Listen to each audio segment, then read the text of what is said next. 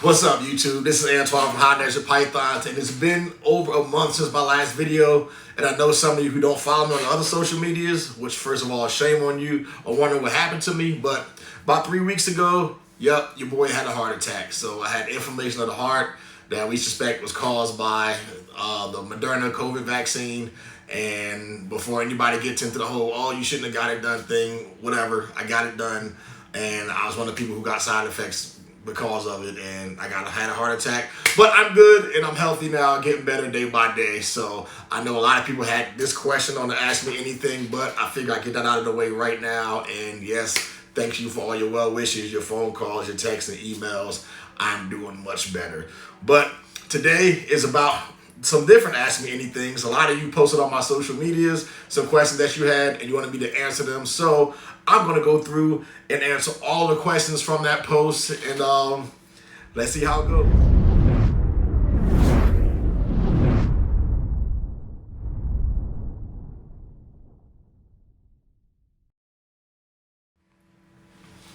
All right, the first question is from Dylan Smith from D's Balls and Exotics. Shout out to my boy Dylan. Best advice you received for as far as turning this hobby into a business? I got a lot of good advice for turning the hobby into a business, but one of the biggest things that I learned along the way to help me out was being disciplined with your holdbacks. A lot of times, you know, you want to show off some animals that you created that's going to push you to the next level, and then when you do that, you're going to have a lot of people in your ear trying to buy the snakes from you, and a lot of times too, if it's conducive to their project, they're going to offer you a lot more money than what it's really worth. So you got to have that discipline to be able to hold back the stuff that you want to bring you to the next level, okay? So having discipline to hold back your cool stuff and not make that quick money, and instead focus on what you could produce and the potential of that project in the long run, which you would make more money off of it. So that's the best advice I received. So big shout out to Dylan from D's Balls and Exotics. Thanks. Ron Burks from Burks Reptiles. The next high-end project that I'm wanting to get into. The next high-end project that I want to get into, I think, is going to be the Monsoon project. I think that's the only recessive I don't have in my collection, whether it's like hets or whatever. So I pretty much have either visuals or 100% hets of every major recessive, like even from like albino all the way up to puzzle and sunset and things like that. So I do want to add Monsoon to the collection. So there you go. Next one, my boy Shane Kelly from Small Town Exotics. Who is the greatest MMA fighter of all time? So Shane wants me to say Chuck the Iceman Liddell because Shane loves him from some Chuck Liddell.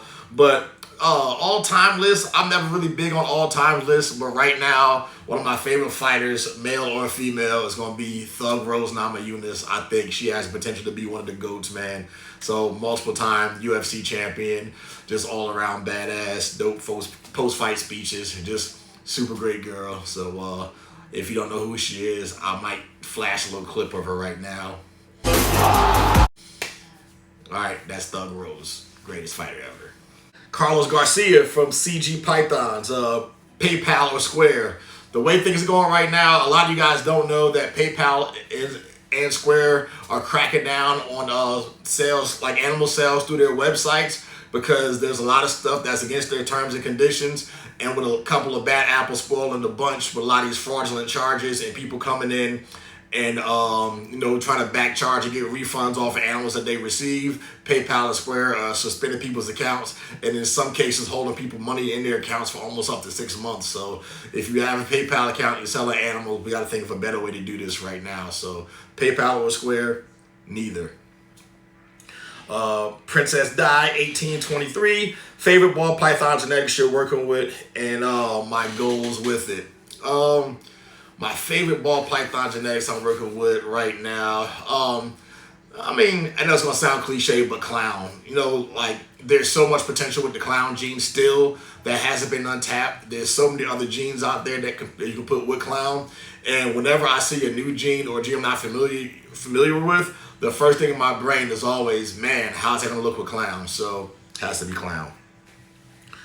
K&B Reptiles, Matt, Logan Paul. Does Logan Paul land more than 5 punches on Mayweather? Man, I'm gonna have to have this video out today so people can watch it, so we'll see. He will probably land exactly 5 punches, and they will barely touch Mayweather after that. So 5 total within 8 rounds. I think Floyd's going to probably carry him. Carry him for the 8-round fight, whatever it's supposed to be, 8 3-minute rounds. So Floyd's going to carry him till he gets tired of him and then drop him and have the referee stop it. But according to the rule set, you can have knockdowns, but there will be no definitive winner on points. It's just weird. It's an exhibition fight. So that's my answer on that. Polk County Pythons ask, when am I going to premiere the Scratch and Sniff stickers? First of all, ill. But that'd be a funny idea. But I mean, I don't know if I'm gonna make my Scratch and Sniff sticker smell like snake poop or urates or what. I don't know, but that's pretty funny. So shout out to Polk County Pythons. Maurice Bartoli, when are you going to admit Cusco had me in a rear naked choke that wasn't staged? Man, Brian Cusco is a ninja, bro. Like, we were at the show in Arlington. For some reason, I saw this little pop of smoke in the distance, and I looked over and was distracted. Then he showed up like Ninja Gaiden and had me in the choke. And so we just made the best of it. So we smiled and took a picture. So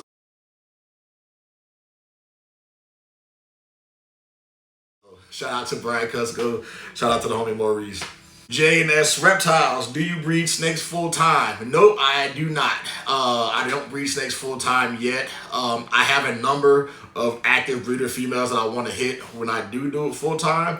Right now, I think I only have about 45, 50 breeder females right now. But I think to be breeding year round and have a nice little rotation, my personal number I want to hit is about 200 breeder females. And then I will really consider going into breeding snakes full time. Mark Pope from Reptile Frenzy NYC. Shout out to Mark. How did you get started? A lot of people now on a lot of podcasts hear me talk about how I got started. I got my first ball python in 2005 when I was active duty in the Marine Corps. A Marine of mine had a room inspection when he was still in the barracks, and he asked me if I wanted to borrow if I could like hold a snake for him. And I was like, okay, what is it? Like, it's a ball python. I was like, I never heard of it. Even if it was just a normal, it looked super pretty, super dope snake. He let me borrow the snake. He got out the Marine Corps, never asked for it back. So I had the snake for a few years and just kind of went from there. So I started learning more about ball pythons and, you know, how the industry was growing. And then one day I saw Brian Barczyk's videos, and he had a pinstripe pied for sale that I wanted to buy. I called him, asked him how much it was. It was way too much. It was way out of my range. So at that point, I decided instead of trying to buy this snake, I was going to do whatever I could to produce and make my own of the pinstripe pied. So that's how I got started, and the passion grew from there. Great question. Lily from Nagatani Exotics, I hope I didn't mess that up. LLC versus Sole Proprietorship versus S Corp.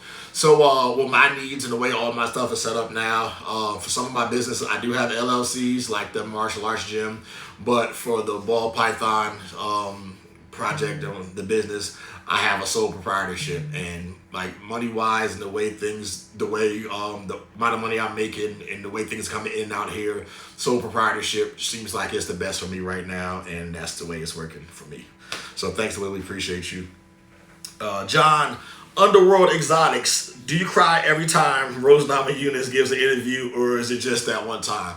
Man, back to my girl Rose again. She's super dope, has the most inspirational post-fight speeches when she wins. And yes, I cry every time. Shut up. Peter Mack, 83, one recessive and one codom. If I only could have one of each, what could it be? One codom, I would have to say, or incomplete dom for all you sticklers out there. I would have to say Inchy, because Inchy goes with everything. So depending on the gene, it's a pattern increaser, it's a pattern reducer, it's fairly easy to detect in a lot of other genes too, and sometimes it can brighten them. So Inchy, to me, I think is the ultimate codom, and I've pretty much been messing with Inchy from its inception. And if I had to go with just one recessive and then asked after that, it'd probably be clowns. So, dude, I remember when Inchy clowns were like $10,000, $12,000 not too long ago, and now you can get one like a yearling female for like $700. So it's pretty crazy where that project's going. So Inchy and clown, I'm gonna go with that. Brewers Ball Pythons, they said if you have to start over with 20 snakes, what would they be? If I had to start over with 20 snakes, I would probably go 15 15 females and 5 males, and start that way, and just make sure I have, that ratio that I can work for all of my projects to, and make sure that I can like double back on some of those males to have some backup males in case some of those guys start acting up. So I'm not gonna name all 20 of them right now, but I would do probably like a 15-to-5 ratio if I had to start all over.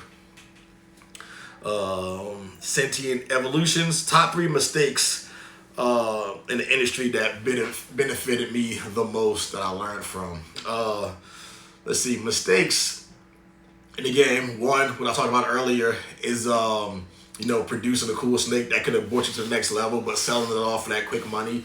The quick money, the fast money is not where you want to go in this industry. And most industries is not like that too. So just kind of, having a cool snake and having somebody take it off of your hands, that's not cool. So like I said earlier, make sure if it's an animal that's going to bring your project to the next level, you should definitely keep it and hold it back and grow it up and breed to it. Number 2, listen to people that came before you, man, and find a mentor. So, back in the days, it was hard to find people to get under your wing just on like forums and stuff too, because those things were super toxic.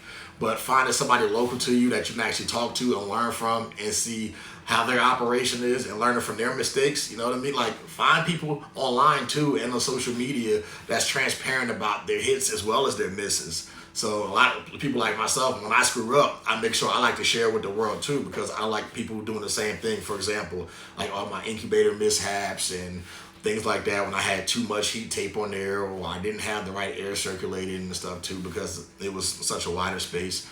So find a good mentor and make sure it's somebody you trust and you can learn from, that that doesn't have any other like ill intentions towards you. Third one probably be